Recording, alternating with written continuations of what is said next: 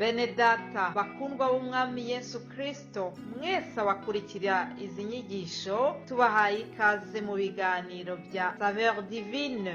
Ibi biganiro mu bitegurirwa n'abavugabutumwa bwiza batandukanye, akaba ari umuhamagaro ugendera ku ijambo ry'Imana byanditse mu gitabo cy'ubutumwa bwiza uko bwanditswe na Matayo ibice 24 umurongo wa 14. Kandi ubutumwa bwiza bw'ubwami buzigishwa mu isi yose ngo bube ubuhamya bwo guhamiriza amahanga yose, nibwo imperuka izaherako ize. Ibi biganiro mubikurikira ku channel ya YouTube yitwa Saveur Divine. Tubifurije kugubwa neza. Imana Data ari nayo So ibaha umugisha.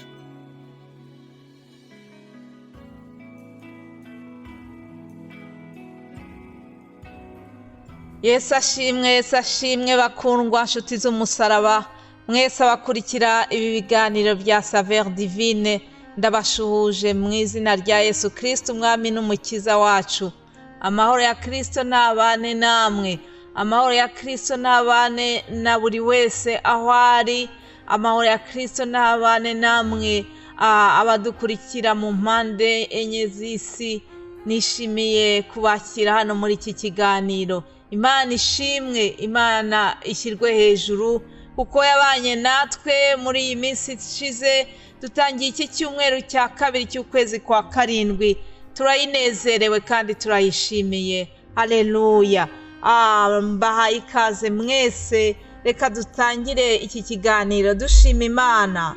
Mwami Data twese wo mu ijuru, izina ryawe niryubahwe, tukuzamura icyubahiro kuko uragikwiriye. Ndagushimiye kuko wabanye natwe, ndagushimiye kuko iki cyumweru gitambutse, ndagushimiye kuko ukomeze kutubera Imana.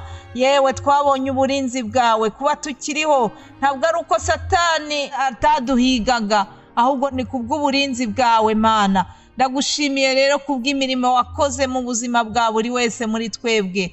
Ndagushimiye kubw'umugambi mwiza ufite ku bugingo bwacu. Hari imigambi myiza udufitiye. Ndagushimiye yuko ufite imigambi yo kutugirira neza. Ibyo wifuza kutugirira ngo ni ibyiza, ntabwo ari ibibi. Ndagushimiye cyane rero kuko wifuza gukorana natwe kandi wishimiye gukomeza kubana natwe. Ndetse no muri iki cyumweru dutangiye, ndakwinginze kugira ngo tuzakubone bundi bushyashya. Buri wese uzamuremere amashimwe mu izina rya Yesu Kristo umwami n'umukiza wacu. Amen. Bakundwa, mu gutangira iki cyumweru cyacu, reka dusangire ijambo tubona mu Bafilipi. Muzi neza yuko ngewe ntabwo kuwa mbere mbanje ndi umwigisha, ahubwo mbanje ndi umuntu uje guha ijambo ritoya ry'urufunguzo no kubashimira mwebwe mwese abakurikira ibi biganiro. Nuko rero reka dutangire icyumweru cyacu dusoma aya magambo tubona mu Bafilipi igice cya 4, dutangire ku murongo wa 4. Handitse ngo mujye mwishimira mu mwami wacu iminsi yose. Yewe nongeye kubivuga nti mwishime. Ineza yanyu imenywe n'abantu bose. Aleluya. Ineza yanyu imenywe n'abantu bose. Umwami wacu ari bugufi. Ntimukagire icyo mwiganyira, ahubwo ibyo mushaka byose bimenywe n'Imana, mubisabiye mubyingingiye mushima. Nuko amahoro y'Imana ahebuje rwose ayo umuntu yamenya azarindira imitima yanyu n'ibyo mwibwira muri Kristo Yesu. Haleluya. Reka dusubiremo uyu murongo wa 7 ari nawo nshaka yuko dutindaho. Handitse ngo nuko amahoro y'Imana ahebuje rwose ayo umuntu yamenya azarindire imitima yanyu n'ibyo mwibwira muri Kristo Yesu. Imana ishimwe cyane, Imana ishimwe. Turashima Yesu yuko yadusigiye umurage ukomeye, ari wo murage w'amahoro. Yesu Kristo ubwo yaramaze kuzuka, yinjiye aho abigishwa be bari bateraniye, nuko indamutso yabahaye iravuga ngo amahoro ya Kristo, amahoro abe muri mwebwe. Haleluya. Umwami Yesu Kristo yarazi yuko inshuti ze zasigaye zihungabanye. Yarazi neza yuko ibyo babayemo, iby'urupfu rwe, ibyabaye byose byari byabahungabanyije. Nuko rero yinjiye, akimara kubiyereka arabwira ngo amahoro abe muri mwebwe. Yego, nanjye muri iki gitondo nje kukubwira ngo amahoro ya Kristo aganze mu mutima wawe. Rega hari ibintu byinshi bijya biza bigashaka kwiba aya mahoro ya Kristo yaduhaye, ariko uyu munsi ndategetse mu izina rya Yesu, ubutware nahawe ndasenze kugira ngo nukuri aya mahoro Satani yaba yarakwibye uyagarurirwe mu izina rya Yesu.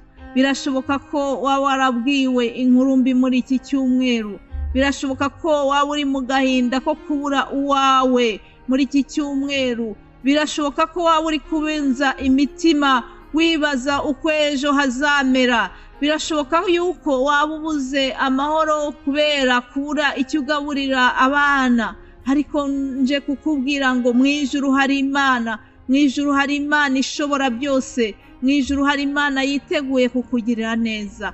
Ube amahoro, amahoro ya Kristo atahe mu mutima wawe.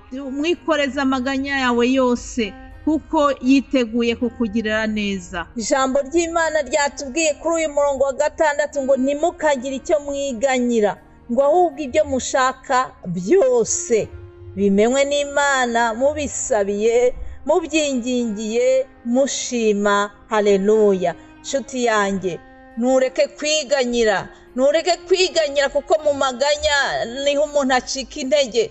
Ntabwo mu maganya wakongera guhabwa imbaraga, oya, ahubwo mu byo ukeneye byose, ibyo ukeneye byose ubitura Imana, ubisabira Imana, ubyingingiye, kandi ngo wongereho iki kintu gikomeye, ushima Imana. Haleluya. Reka amashimwe aganze ubuzima bwacu, reka amashimwe abe ubuzima butuyobora buri munsi. Umukristo wakuze nuhora ushima Imana. Iyo uhora mu mashimwe, Imana nayo iranezerwa. Imana yacu ibyagira mu mashimwe. Haleluya. Ibyo dukeneye byose rero tubiganyira Imana, tubitura Imana, kandi ngo tubikore dushima. Haleluya. Aho ngaho nitumara kubigenza gutyo, ngo amahoro y'Imana ahebuje rwose ayo umuntu yamenya, amahoro y'Imana ahebuje yayandi abantu bashobora kuguha, amahoro y'Imana adashingiye ku mutungo wawe, amahoro y'Imana ntabwo ashingiye kuko ufite amafaranga menshi muri banki. Hari n'abayagera ari menshi ariko bakarara badasinziriye, ariko iyo Yesu yaguhaye amahoro, ni ukuri ugira umutekano wuzuye. Haleluya. Hari amahoro y'Imana umuntu agira ndetse no mu byago ngo akaririmba. Umuririmbyi yaravuze ngo ubwo umwami Yesu ankunda ngo ndamahoro, ngo ndetse no mu byago nzaririmba ndamahoro. Haleluya. Haleluya. Ndakwifuriza amahoro ya Yesu Kristo, amahoro y'Imana ahebuje rwose ayo umuntu yamenya, aganze mu mutima wanyu mu izina rya Yesu. Ayo mahoro niyo Yesu yari afite ubwo yari mu bwato hamwe n'abigishwa, ngo nuko ari mu bwato ngo haza umuyaga mwinshi, haza umuhengeri, hanyuma abigishwa bagira ubwoba, haza baramukangura bati mwami, wowe urabona tugiye kurohama, none wowe urasinziriye. Nuko Yesu arakanguka atuza wa muraba, ariko kuko we yari afite amahoro y'Imana aturuka kwa Data, ntabwo yigeze ahungabana nkabo. Haleluya. Rero mbifurije amahoro Yesu atanga, ayo mahoro Yesu atanga ngo nutayata ntabwo wayakurwaho, utayataye ntabwo yakurwaho. Mbifurije amahoro ya Kristo mu izina rya Yesu. Haleluya. Iryo ryari ijambo ryo gufungura iki cyumweru, hanyuma ntabwo narangiza nanone ntababwiye irindi jambo tuzaganiraho. Bene data bazabaganiriza kw'iri jambo, ijambo rivuga ku bimenyetso bizaboneka mu minsi ya nyuma. Pawulo yandikiye Timoteyo, umuhungu we mu buryo bw'umwuka, aramwandikira amubwira ku byerekeranye n'ubuhenebere buteye ubwoba buzaboneka mu minsi y'imperuka. Timoteyo wa 2 igice cya 3 umurongo wa 1 Pawulo yaramubwiye ngo mwana umenye yuko mu minsi y'imperuka hazaza ibihe birushya, nuko abantu bazaba bikunda, bakunda impiya, birarira, bibona, batukana, batumvira ababyeyi babo n'ibindi byinshi muzabona. Ibi ngibi byose, ibi bimenyetso byo mu minsi y'imperuka, muri make ni ryo jambo tuzaganira, ni ryo jambo bene data bazabaganirizaho muri ibi biganiro. Nanjye mu rurimi rw'igifaransa murabizi yuko tuvuga kuri teme imwe n'aya magambo Umwuka Wera yaduhaye. Ndabifuriza rero kugira ngo n'ukuri twese hamwe tuzakurikirane aya magambo, tuzabona